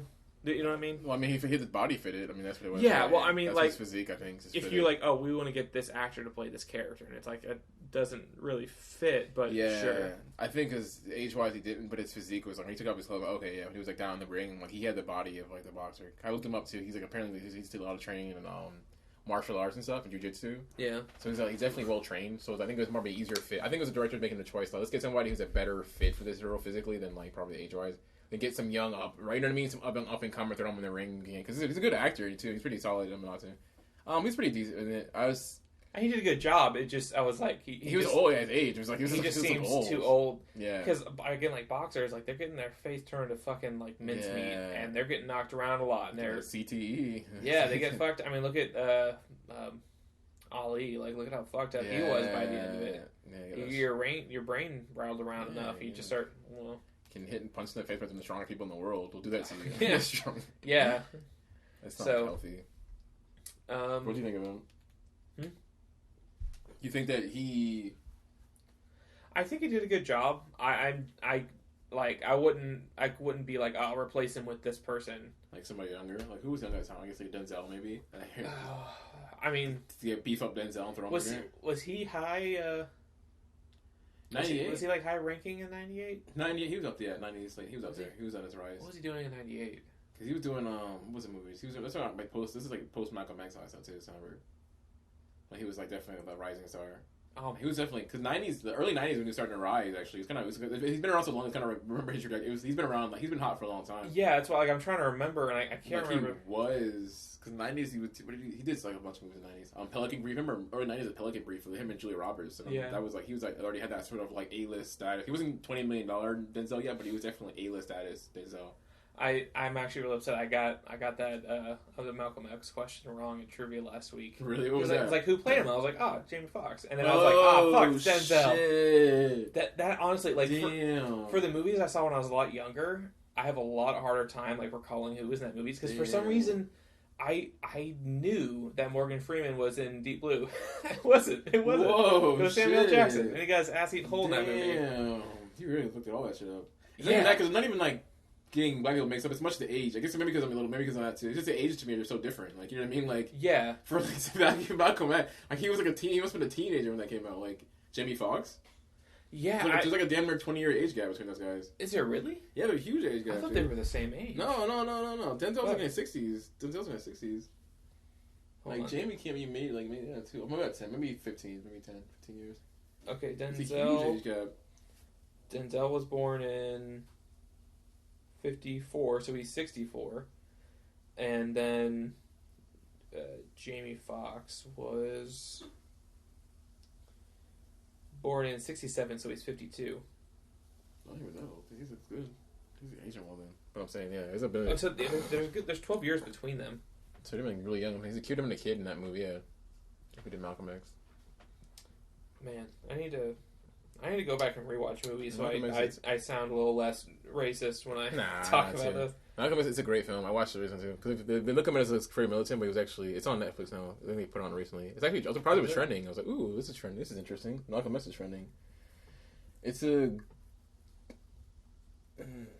actually a pretty because I'm not a big biopic fan, but I like biopics that little like break it up a little bit, and I think that was a better one. Even like Martin Scorsese, they call it one of the best movies of the 90s. He's a big fan of like that movie. Oh man, maybe because it isn't as. Because Spike, is known for like kind of doing kind of interesting shit. Like he's a very artsy director, which you don't give him credit for because he's black, so they think he does mostly race. He gets known for doing race movies. But he's like to me, he's an artsy director who just happens to do race movies. Movies about deal with race and culture. It's not really about race. It's really just about America. He's making movies about the country, the relationship between each other, and how we all interact with each other. He's kind of known as like the black director who makes black film, but it's not really. When you watch his film, it's not. Yeah, they're not like blaxploitation films or anything like that. But they're like. But they're not like, oh man, black people are struggling and white people are so wrong. Like even when you watch like whatever, Do the Right Thing. It's like it's really just about everybody, interaction of people in the country, in the world. It's everybody. His movies are about everybody. Yeah, it's a black people and white all interacting relationships. But okay. That's the podcast. My point I was going to make about the boxer was kind of interesting. I would ask you, how do you think about the relationship between? I think the movie to me, I guess in a way, could be about movie like relationships because it was kind of. I thought it was interesting to have the boxer and Rick be like somewhat tied together because they both went to the same high school. That was an interesting little tidbit. They could have just not had that. It could have been, oh, you're a boxer. I'm a big fan of you, but it had that. You know what I mean? The injection of like, there was a connection between the two of us. Like we went to the same high school. Remember we went to Sea Devils? Yeah, like Rick was trying to make that connection, and Tyler was just like. But it was interesting they did that because even though they were in the casino too, and they had the kids were from the Sea Devils. What do you think there was like that weird sort of like connection of everybody kind of being going to the same like high school and stuff? I'm not really sure. I honestly didn't really think about it too much. I mean, there's plenty of times where I've met somebody and I'm like, oh, we went to the same school, like it's the same high school, even though I went to like a small high school. Yeah. So I didn't really think too much of it. Maybe it's like a reference back to Casino again. Because didn't they have that in Casino? Where like oh yeah, one scene where like De Niro was like a guy who got with De Niro. Hey, what's up, man? Remember me? Like, no, I've never met you, bro. He's like, no, we went back and we go way back. And he's like, escort him out, whatever. Yeah, so I'm maybe it's a reference to that, but I don't know. I didn't really pick up on that. At all. I understand. That was just a weird relationship thing because I know like him and Kevin and all them because I'm just with their friendship and weird shit. Well, yeah. I don't know. Like, I didn't really pick up on that at all. I thought that was just like him trying to make a connection, trying to get like a favor. Yeah, like, just like, hey, can you sign this thing for my stupid kid? That was probably my favorite parts. Like, hit the most probably Nic Cage moments. He's like yelling, yeah, and sign the fucking. Could you sign the fucking autograph? He's like, fine, like and he does it after all the demands. He's like, don't forget about the fucking autograph for my kid. Yeah, I mean, it just goes to like kind of like a shitty person he was. He's like, it's like a fucking murder investigation at this rate. I gotta still be a good dad, and he's still like trying to be a good dad. I don't know if he's trying to be a good dad or just trying to be a adequate father. Just like, hey, I was working on this murder case, and I just so happened to find a guy you like, so I pressured him into sign this thing for you. Here you go, kiddo. Blackmailing him. Yeah. What do you think was the best quote? Because I had a couple lines in this movie I thought were kind of like I had to rewind. I have a couple, I guess, some to jog your memory. When he asked, remember when the guy asked him about the announcer, asked him, not shooting in the head, he says, he's like, can I investigate the murder? And he's like, no, the wife and family. Come on, man, I won't show the spaghetti. Remember that? Yeah. There was that one I had. I liked, what was the other one I had? I forgot the one. I have to say when I wrote it. The other one too was the guy going back to the hotel room, and remember the commander was like, "What are you doing? Like, what happened? Somebody was in my hotel room, kicked me out. What do you mean? I was in the hotel room writing a letter to my wife. Yeah, yeah. He just kept like rewriting his story. I was writing a letter to my wife. And there's a couple there's a couple other weird lines, and of course the whole thing of like, do you have a boyfriend? Do you have a family? Do you have a wife? Do you have a kid? Remember that whole scene? Like, do you have a daughter? Like. Do you have a mom? Well, you better, like, whatever, get back with him or some shit, whatever. Yeah. That, and then her recounting at the end was, do you have a girlfriend, this and that? And then, of course, tying into their weird... That was one quote that Rick gave Julie at the end there. He's like, I'll see you in 12 to 18 months. Yeah, like, wait, what? Yeah. I'm going to tie in, too. So what do you feel about the epilogue? Because, I mean, it's all, usually the movies like this, hard-boiled detective movies, it's like, you know what I mean? You boom, the ambulance shows up and then like, book 'em, Danny, or it's like, Chinatown. Oh, don't forget it, Jake. It's Chinatown. Like, the world's a bad place and the killer yet nobody knows the truth. But all of a sudden, we have this whole thing about. I didn't really like the TMZ kind of shit going on here. Yeah. Like that was weird that they're like he's a hero and then the next scene like he's a shit paparazzi and he's stealing his fancy car and shit. Maybe it's just a commentary of like you're a good guy or the whole thing like what's that quote from The Dark Knight? Either die a hero or live long enough to see yourself become a million. Because the movie's kind of bookended with sort of like reporters. I don't know if it's like trying to stuff in like a lot of different themes about like I guess the media and the 24-hour news cycle and that stuff too. Because it starts bookended with that. The beginning of starts with like that and it ends with sort of like the TMZ shit. Because even that reporter, like when he's like give me the story and he's like you're a good guy, you're the best guy, and then at the end he's like getting in his face and be like hey you want to answer these questions? Why an asshole? It's like you were just telling me he's the greatest guy. It's like there's no alignment when it comes to the media. It's just like whatever the scoop is. At least that's what I got from it. That was true, because even like the tidbit of like Nic Cage in the part, which is I guess the first time in the movie, at least when we showed some sort of moral, again, like sort of a moral compass, is when the guy asks him, hey, he's like, get the reporters out of here, dude, the guy that got shot up, dude. I'm like, don't put that on the news. I'm like, he's actually showing like a decent person. It's like, dude, like, he's like, come on, man, let me get the scoop, man. Come on, I'm trying to get the thing, and I'm exclusive rights. It's like, dude, like his family, his wife, and watch this shit. Like, no. Yeah, like, come on. And he's like, come on, how do you think Dan Rather broke? He broke on the MLK, not the MLK, the JFK assassination. That's how this will be my big break, man. I'm trying to get out of here. He was like, fine. And he offered him money. He's like, okay, fine, whatever. You get exclusive rights. But don't show the things. Come on, I won't show the spaghetti. Like, that, I mean, maybe that's just my own personal nihilistic view of the media, because media's fucking trash. Yeah, it's more important to be first than be right. Yeah, than to be right. Because, I mean, how many times do they order, like, retractions? Like, there's always, like, retractions in, like, the newspapers and stuff when they get something wrong. Yeah. But they put it on, like, the last fucking page. Yeah, and it's, like, half a paragraph. And it's like, so that guy was totally innocent. And corrections. And so person, like, corrections. And the legally media, operation. Like, our justice system is supposed to be innocent until proven guilty. Yeah. The media is guilty and then maybe innocent if we want to correct it later on down the road if it matters. Well, that's what they said. Yeah, even the movie said, in the news, the first draft of history is when they're showing, erasing everything and trying to go back and sort of the way the camera's playing. So there is now. We're talking about now. I think there's an underlying theme of how the media portrays things and like how he literally erases the history and how he reshapes history and. Yeah, because even at the first opening scene where she's like talking about the storm and she says hurricane. He's like, oh yeah, it's not a hurricane, it's a tropical storm, and she's like, it's a hurricane. Yeah. He's like, oh, it's not good for business. Yeah, she's like, and we'll start from the top, and it's like we're gonna do it live. And you're just like, fuck. Excuse me. But I wonder if that was like, again, I guess the director, like, I mean, film, you guys, when you write movies, I mean, when you're directing movies, you feel like. What's the time? What's going on? Because remember, this is the late 90s when it kind of like the 24-hour news cycle started like really hit. Yeah. That's sort of like the story with that one guy, whatever. But like, I was like, and I remember the director just kind of wanted to put that in his film and how he felt at the time. But like, damn, like, you can't, like, what's going on with this country now? Like, I was gonna say, like, what was like, going back in my day? It was like you had to get all information right before you went on the news. But now it's just about being, getting there first. And I know maybe that was his commentary on just the news. What? Oh shit. Said that's. Bad radio right there. Put my fucking phone on. Drink radio. Are you gonna drink it time? That's my sleepy time. Go to bed alarm, or at least start going to bed. Smart man. Yeah, I need it because I never get to bed on time. What was happening? Like, what was the big thing happening in the media in '98? Was that? It was that story they're making a movie about. I remember them making around that time. The Clint Eastwood movie.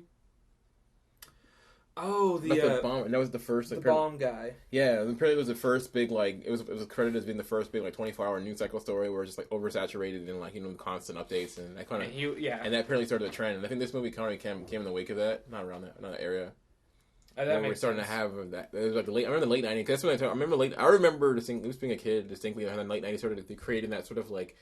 The sort of TMZ-esque like reporting where you had like current affairs, this and that. I remember as a kid like watching the news on TV, then all of a sudden watching like the sort of celebrity, sort of like in your face all the time kind of camera style of news. And like this is kind of I remember the transition in the '90s being that transition where just like at first it's about like you write because before you get the story, you assess everything, and then the nightly news would tell you break it all down, how it facts right, you know what I mean? And then all of a sudden here's what happened, like hours ago on like that day, every 5 o'clock in the news. But then it was like no, here's the breaking news. Here's what's happening now, like.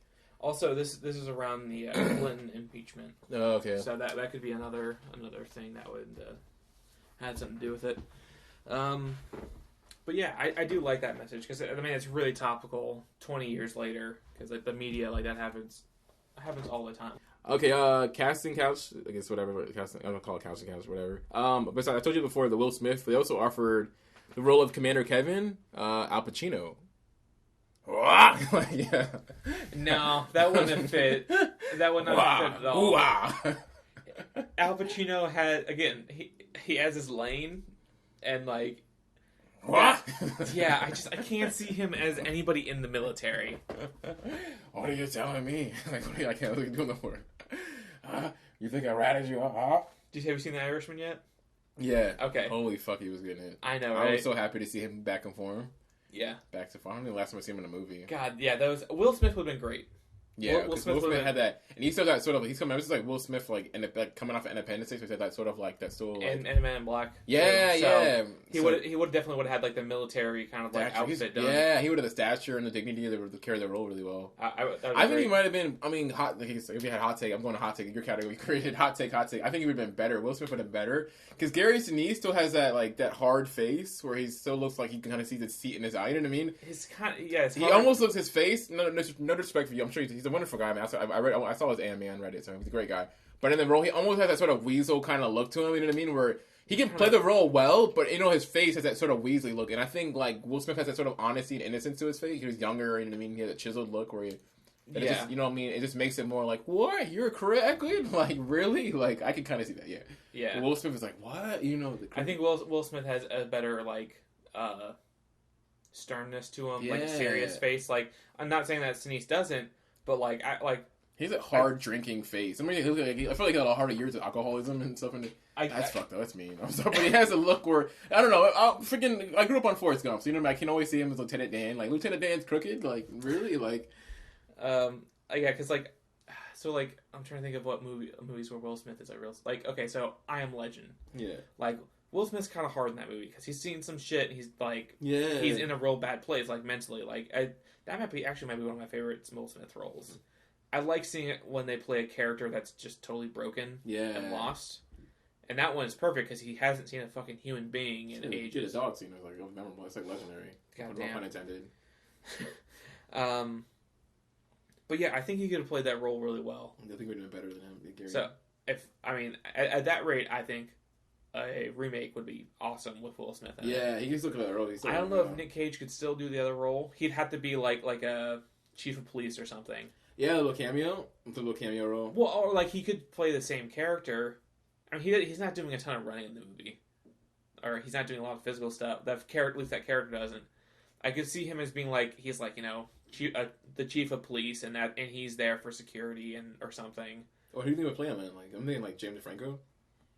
I'm getting people mixed up. Philip DeFranco. Yeah, he could do it. I think James would be good. I mean, he could. I'm saying I wouldn't be mad at Nic Cage playing the same character again. Yeah. The remake. What's the point of him having the remake then if he's going to do the same guy? Fuck it, why not? Why not? He did such a good job. Like that's the thing they do with remakes of the other movies, like film remakes a lot of time when he's like a foreign film and he's like fucking bring the same actor back again. Yeah. They have I don't know. I mean, maybe him or like what's the name would be good. I like Tom Hardy. Tom Hardy would be great. Tom Hardy's a great pick for pretty much anything. Yeah. For like a stern character or crooked or like just kind of over like the top. Like Bronson, he's fucking batshit crazy. Have you seen Bronson where he plays that one violent character? Yeah. He's batshit crazy. Shut up, cunt. Yeah. I think he'd be great. What was that movie he did with Shia LaBeouf? Lawless? Yeah. Where he was like, yeah. He did a great job in that movie. He's fucking great. He's fucking amazing. He really is. He's so I don't understand. Like there's got to be a reason why he doesn't want to be a star. You know what I mean? Like, he's a great actor. He does leading role, but he's not quite like star. He's A-list actor, right? But he's not like you know what I mean. Like there's like he should have been a star like 15 years ago. You know what I mean? Like that star movie stardom. He's got all the chops. Yeah. He's got the good looks. He's got the. I think he's just content with what he's doing because if I remember correctly, he's single, and he does a lot of like dog rescue stuff. I thought he was married. I don't think so. But I mean, the point is, I guess the point is, it's weird that he's not like that. You know what I mean? Like, yeah, he definitely could be. Like, he could have been like, to me, like, DiCaprio and him should be competing for like shit. You know what I mean? That's what I see him as. Well, when you think about the movies he's been in, he hasn't really been in any that have been like, except Venom, probably, yeah, or like bigger roles. Well, yeah, I mean, even Venom didn't go over. Like, a lot of the movies he's in are very like hit or miss or like controversial. Yeah. Maybe Dunkirk, but even that, like, he was small role. He had a mask on the whole time. Yeah, he had a mask on the whole time. I mean, he's very expressive with his eyes. So yeah, he was great job. He did a fucking. But like even that, like I hear a lot of people complain about Dunkirk. Yeah, a lot of issues. I had issues with that movie too. Yeah, you were one of them. Yeah. I like Nolan. That's a whole other rant. That's another 20 minutes of like crazy. I'm trying to think. I think those would only be the two characters that would be really like hard on like pinpointing. The rest of them, maybe Carla. I don't know who would play her. I know who would play Carolyn. She could play it again. I'm into it. Yeah, the one from what's her name from the vampire movies. Kristen Stewart. Yeah, Kristen Stewart. So I was Charlie Angels because of the haircut. I like that haircut. Yeah, I'm a big fan. I'm a fan of the short hair, butch kind of haircuts. The haircut did suit her. It does. I mean, it does for sure. It did suit her. I think she could do it. Who was the boxer? Yeah, Mayweather. I would cast Mayweather. If I was producing a movie, I'd get Mayweather. Just because of the notoriety. How's his acting though? I don't think the guy on the movie was not. Yeah, that's true. He has to act. There's a whole acting. Yeah, he's not gonna. He can't. Apparently, allegedly, he can't read. So I'm not gonna have trouble. Like, isn't that the typical go-to for a boxer? It's like I can't read. No, he can't. Remember it famously. Like remember the water. Remember the whole remember the ice bucket challenge or whatever. Like remember he's like doing it at Mayweather. It's like Mayweather, I'll pour a bucket. I'll donate like $1 million to ice bucket if you can read one page of a Harry Potter book. If you can just read one page, I'll donate $1 million to it. Whatever. And he's like, because you can't donate shit. You can't read for shit. Well, seeing as how it's fucked up though, that was hilarious. That was fucked. You can't read one page of a Harry Potter book. I'll donate $1 million. Just like now, are we keeping the diversity quota the same? So now if we have Will Smith as the commander, now does that mean that the boxer also has to be black? No. Okay. I'm thinking Mayweather is like the top boxer at the time. Yeah. I couldn't even name any other active boxer. I don't even know who else. I'm trying to think. I mean, because right now it's like UFC is like the higher sport. You know, like as far as like pop culture. Someone who doesn't follow sports, all I can think of I know Conor McGregor. Forrest Whitaker. It's a boxer? He looks like he's what? got... Well, okay. No way, Let me dude. start. No Let me way, start. Dude. It fits it fits the older boxer role. Well, that guy's like way older. Also, he's already got a janky eye that already fits with the boxer thing. Nah, dude, he's way too old to play a boxer. Because that guy was like old, like, but when he took off his shirt, okay, he had like the body for it, so he's like, yeah, he's but like Forrest was like graying. He's like, he looks old in the face. The guy kind of looked old a little bit, but that guy like this dude's like I mean that guy who played the boxer, that dude was built like fucking Batman. Like that dude was barrel chested. That was like he was like, God, like holy shit, dude. Yeah. Was he training? Like I had to look him up. That's what I was like, what the fuck? Like, is he a boxer for real? Like he was so fucking. He said like jiu-jitsu training too. Yeah, right? he was jacked as shit. It's like holy shit, dude. Jiu-jitsu guys are. I thought they weren't jacked though. I have a friend that does jiu-jitsu, and I've gone there with her, and dude, those guys, like the coach of the gym, he's a black belt. He's probably like around 6 foot, give or take, but that dude is again like he's got that chest where it's like there's no definition, but it's like pure muscle. Yeah, and like that dude could like twist your fucking head off. They've even got some like actual like legit like MMA fighters like guys that like are on like UFC and stuff that train at that gym. Where's the gym at? It's the one on Colonial. Oh, I don't know what's that. I'll maybe the one like Winter Spring. No, it's actually not that far from here. But yeah, jiu-jitsu guys are. I mean, any martial art fighters are fucking scary, but jiu-jitsu guys are a whole different kind of scary. I saw pictures of them draining their cauliflower ears. Oh shit, really? Oh god, that shit's fucking gross. Do you know what like cauliflower ears? Yeah, I didn't know you could drain them. It's like full of liquid, and they're like they like putting like needles in it, like squeezing out all like the liquid. I thought it was just like permanent, like you just stayed that way. It's fucking gross. It's nasty. I still didn't pick a boxer though. I honestly don't know. I can't really think of anybody off the top of my head. They don't need reason. All I know is like Kevin James. Oh jeez. Did you see Here Comes the Boom? No. Where he like lost all that weight and like beefed up. That actually wasn't bad. That dude can get in and out of shape like you would not fucking believe. I forgot he was skinny, but back then he was a comedian. That was in that Here Comes the Boom was in between the Paul Blart movies. Oh really? Yeah. Oh shit. So he goes Paul Blart 1, Here Comes the Boom, Paul Blart 2. Oh shit. His body's gonna be fucking wrecked. Yeah. Like he does a lot of physical comedy, which is weird for a dude that's like. He was pretty slim back when he first started acting. I mean, yeah. He was a comedian. I just watched his stand up back in the day. If you watch King of Queens at all, like he's not in great shape, but he clears a fucking fence in that movie. Yeah. Or in that show.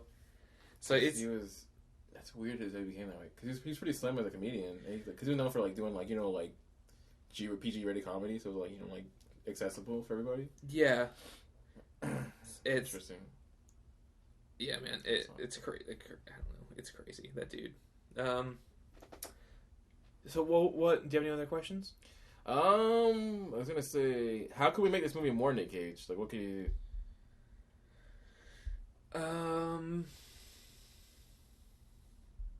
Maybe if they kind of added in the whole thing of where he knows that it's the commander earlier, but he doesn't really want to say anything, so he's kind of holding it inside and kind of getting like snippy and testy, or maybe something else is happening. Maybe he's like, I don't know, going through withdrawals or something. I like drugs is a really easy out for that. It's like how making him look crazy. Maybe he's coming down off of something. Maybe he like accidentally took something or like something like that. That's a good easy way to get him a bit more like. Nic Cage, yeah, like a bit more on edge. I was hoping that too. I was hoping a scene where he like finds out what it is, he just loses it. Wow, I mean, that was kind of great though. He's like, I think he was kind of losing his shit.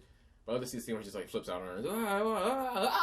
You know what I mean? Just goes starts spazzing out in the hall, like the fucking stairwell and shit, and leaning over and just going all over the top. Would have been great. I'm assuming we'll get to see that far more often in the coming films. Hopefully, we'll bring all that back. Okay, let's pick some nits. Let's go ahead. Super 90s. Again, like the blood was ultra fake to the point of like it wasn't even believable. When Carla's in the bathroom cleaning it off, it's like bright red. Like it's like it's not even dry either. So it's like That's one of the big pet peeves of blood not acting like blood. It doesn't dry, it doesn't coagulate, it stays as bright red. Oh yeah. By that time, it should have been dried and it should have been like a brownish like color. That's his MO.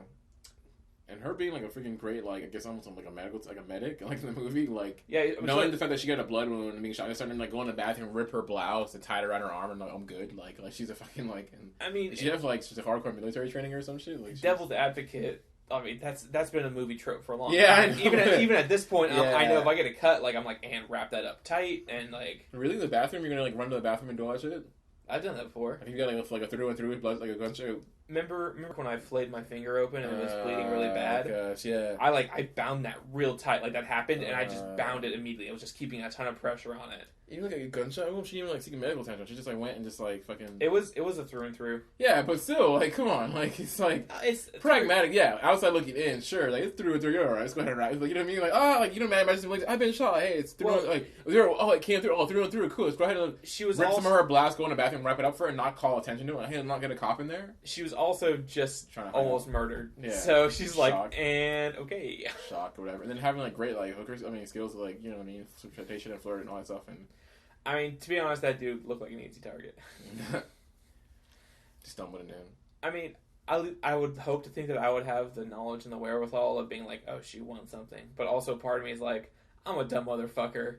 If that girl, if she came up to me and was like all over me and like, let's go to your room, I'd be like, I shouldn't, but I like that my lizard brain would be like, let's go. Yeah. You always want to think you're better than that, but it's like No, I would have went. That's who I am. That's the kind of person I am. I would just go with it. I like bad decisions. You know, this is a bad decision. Let's see it through. This might go well. This could go well. Bad decisions make great stories. Yeah, I'm like, this could go well. I mean, we're in a hotel room. I would think about pragmatic. I got my wallet in my pocket, my phone. Okay, like, why not? Let's do this. It's not my house, so I'd rationalize it. It's like a hotel room. What she do is trash it. Yeah. I pay money, like, whatever. What was you gonna steal? Like, I the steal? Yeah. It's so like, I got nothing to work well okay, steal. Like, if she gets crazy, I'll just leave the hotel room, call the police, and it's like there's times where like, oh, I left my car unlocked, and like I've got nothing in there worth stealing. Yeah, like I drive a Kia Soul, like no one's gonna fucking steal this. Yeah, it's still like the 2 old CDs or stuff, or no one's gonna steal my shit in there. Napkins or some shit. And I think we went pretty much everything. I'm gonna say Apex Mountain, but I think who was Apex Mountain? I don't think anyone else really broke out besides. Nothing with another. I mean, Apex was definitely the writing, directing, and the cinematography. That I feel like that trumped pretty much everything. So there's nobody that gave a press performance in this movie. I think no one really gave the best performance of their career. Yeah. Nic Cage, not bad. He was great. But honestly, the directing and the cinematography just outweighed everything. It was so good. Like the scenes where they're doing the flashbacks and they're doing like 2 different shots at the same time. Yeah. That Amazing. was fucking great. Side by side too, and like it was like the blood was and the tension and stuff like that, and it was great. Yeah. What aged the best? What do you say? Oh man, not a whole lot. I mean, besides the technical aspects of it, none of it really aged well. Like the stuff that they did end up becoming tropes later on, you know. So it's like the rough cop, but he's like kind of like a shitty cop kind of thing. Like that at that time, I'm sure it was, I won't say revolutionary, but it you know, kind of turning the trope on its head. Yeah. Now it's a trope. Now that whole thing's a trope. So I feel like a lot of it's pretty dated, but I still think the technical aspects, like the cinematography, is like really stood well. Yeah, I think that's that too. I think the best part of it was just how technically proficient everything was. How and that's his lane. I mean, Brian De Palma was really great about everything was so cool and tight. So the tracking shots aged really well, I think. Yeah, I think that was it definitely aged the best, because even like the zoom in and enhance thing, like we got one of those. Yeah. And then I forget what they called the blimp, the little eye blimp. Yeah. They had some really crazy name for it, and I was like, the fuck? And it's just a blimp with like a GoPro on it. Yeah. Well, now it'd be a GoPro. Back then, it's probably some, you know what I mean? Like, watching these 90s movies, forget how, like, even, like, remember, like, National Treasure, how, like, pretty, like, we can go, like, across the street right now and buy something, you know, or make something right now in the middle of the night of that equipment. You know, back in the night, it would have to be, I'd have to, like, hire a company, you know what I mean? And, like, you know, there's a bunch of techs involved, you know? Some bunch of engineers. Yeah, like, you know what I mean? We can go across the street right now and, like, buy, you know, a GoPro and, like, stick, you know, some shit, a remote control blimp shit and go make one right now in the middle of the night. Like, that's how great that is. little drone or something. And then 20 years later, we could do that now. Because now drones are just like, yep, that's it. Yeah, like, they have everybody in the mall. Every consumer store has them. Like, they're cheap, really so cheap. many movies and shows use them. Yeah, all the time. We'd have to hire a helicopter and all that shit. And now you can film in like 4K on those fuckers. Yeah. So it's like, why wouldn't you do that for a really good aerial shot? Like, it's so much better. It's easier than buying or renting a fucking helicopter. Yeah. Oh yeah. I mean, that drone at pilot and plus its tech, and plus the whole like crazy housing thing. It's like a big like dome tube thing. They have to like put the camera in. Yeah. So like you buy a drone for probably a couple grand, maybe 10,000 for like the really good cameras. That's like crazy. And then you have that for like the rest of your career. You don't have to keep renting fucking helicopters and all this bullshit and like, oh, I loop around to a flyby. Drone's like, all right, and do it again. And one more time. Like, it's half the time. Save money. What? Drones the shit. I said Trump's the shit. I'm like, where the fuck did that come from? Trigger Trump. Apparently, another fun piece of trivia. I forgot to mention that the character, the really ambitious business guy who was like, are we still going to make the thing, the system? The guy who Kevin McAllister's dad. I can't remember. The dad from Home Alone. Oh, the guy in the suit from Home Alone. The senator? No, the business guy. Remember, he's like, are we still on track with like the whole like air guard system? Oh, the guy that the commander was talking to. Yeah, Kevin McAllister. When they had the Home Alone thing, yeah, Kevin McAllister. Yeah. Is that really his dad? No, in the movie I think it was Home Alone. I think it was the father from Home Alone. That's where I remember him from. He was the father in Home. That's what I remember. That's the only thing I see. Anyway, yeah, him. But he apparently that character was inspired by Donald Trump. That was it too. No surprise there. Yeah, because him just being crazy ambitious and like fuck all these dead bodies. He's like, oh, like, I love that one little snippet too, where he's like in the thing. He's like, I got my whole contingency plan that they're dead. Am I on that list too? Like and then the scene just cuts. Like you're just popping. He's like, he didn't get it. It's like, dude, I just trying to like build this shit and get rich. Are you just killing everybody? Like, what's the plan? I thought we were killing one dude or clipping him. Like nobody really seems. I guess that's probably my nitpick. I guess like picking, I guess Asia worse. Like Commander Kevin Scene was kind of like his like plan wasn't very much like it was like, kind of weird. It was kind of like all over the place. Like it made sense. Like nobody knew. He was just going. I don't know if it was like they had it pretty much. It seemed like a pretty good plan like on paper, but he's just like fucking popping everybody. He's like one going like fucking like He's going all good, like you know what I mean. De Niro's character in Goodfellas. He's like you know what I mean. De Niro's character in Goodfellas, just killing everybody. He's like I don't know, shit's not hitting the way I like. Fuck it, everybody's dying. I'm gonna start popping everybody, like taking care of loose ends. It's like it's like, dude, like these are your fucking soldiers. Like, it was fine for the terrorist, dude. Like, fuck him. But it reminds me, like, do you remember De Niro's character in Goodfellas? Towards the end of the movie, he's like, you know what I mean? Shit doesn't go well. He's like, fuck, I don't trust anybody. I'm killing everybody. Like, I'm just gonna kill everybody, kind of thing. Yeah. And he's like popping everybody off. Yeah. That's the game. I'm gonna pop the terrorist guy because fuck it, he's brown. I'm gonna start killing these other two people because I don't like it. I don't know.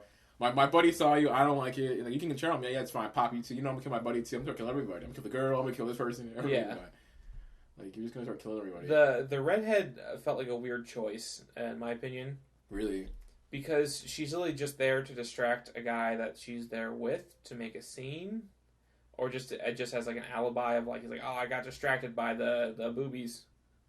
Yeah, he was like turning. Yeah, and then in the callback, she's like turning her tits pretty hard. Yeah, but like that callback didn't actually happen, so that was just him relaying the story of unreliable narrator. That's right. So maybe that's why she was there to be like, look at this super hot chick that's looking at me.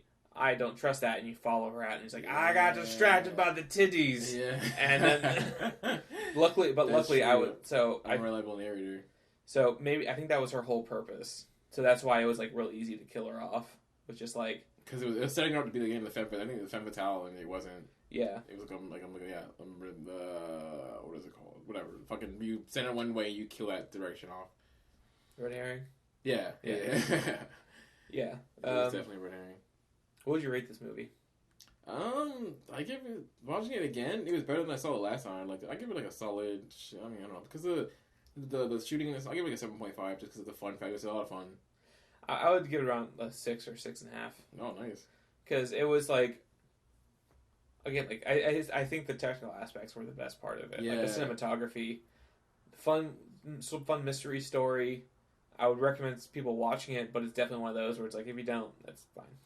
It's, to me, the director and the Nic Cage make it for me. It's made a lot of fun. Like, it wasn't a great movie, but I'm like, this is better than I thought. It made it a better movie than it should have been. Like, you know what I mean? Like, it wasn't a great movie by any means, but it's just like, the shooting of it was great. I mean, Nic Cage was just so much fun to watch. Like, every scene, he just chewed up scenery that has made it, like, watchable for me. So.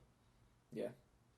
Yeah, I get like it's pretty dated. Like I love watching 90s movies, but like sometimes it's just so dated that you're just like, ugh, it's hard to watch. It needed that payoff, which pissed me off. Yeah.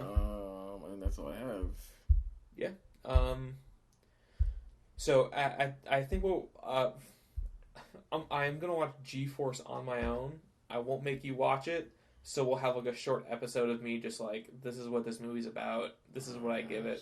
If you want to watch it, so we can both talk about it. No. I'll watch that one on my own. I mean, I hate that guy like stubborn about pigs, but it was rough. It was hard to watch. Because it's already hard enough for me to watch like movies that I enjoy watching. You know what I mean? Like sitting, I'm like streaming them. It's like, you know what I mean? Like, and it's hard for me to fucking like, oh my god, this.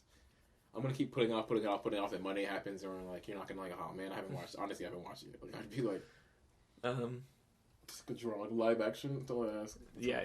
So I won't make you watch that. I'll watch it on my own and just give like a quick review. Maybe like at the end of an episode, or we'll just do like a quick episode. She'll be like, listen, I watched it. It's what it is. That's it. Just so we can cross it off the list. That was rough. It's very rough thinking about it. It's making my head hurt. For the next one, I don't know if I said this on the podcast yet, but I think what we're going to do, instead of doing the randomizer, we're just going to switch off. Okay. I'm going to pick one, you'll pick one. You picked Snake Eyes last week. Yes, sir. So I think we're going to go with his latest release, Primal. Primal? Mm-hmm. Oh, I haven't heard of it. No? Oh, good. Do you want to watch a trailer for it, or just skip it and just go right into it? I'll watch a trailer for it. Okay. Here. Yeah, after we finish, we'll... Yeah. So, keep you in suspense. Yeah, please email us at nickcagepodcast@gmail.com. Let us know if we said anything fucked up, missed anything, we need to be corrected. Any of your comments on the films, that something we missed, or something interesting that you saw, or some trivia you knew, anything at all, email us, or just leave it in the comments below if you're watching this on YouTube. Next week we are watching Primal. Let me see what streaming services that's on. It's on YouTube for $1. Okay, all right. Yay. It's on Vudu, Google Play, Amazon Prime. But yeah, $1 on YouTube. A Prime Video? Just on streaming? It's $7 on Prime. It's $7 everywhere else. Oh, really? But on YouTube, it's only $1. Okay, that's pretty sick. Support Nic Cage or his studio. All right, so thank you for joining us. Again, sorry.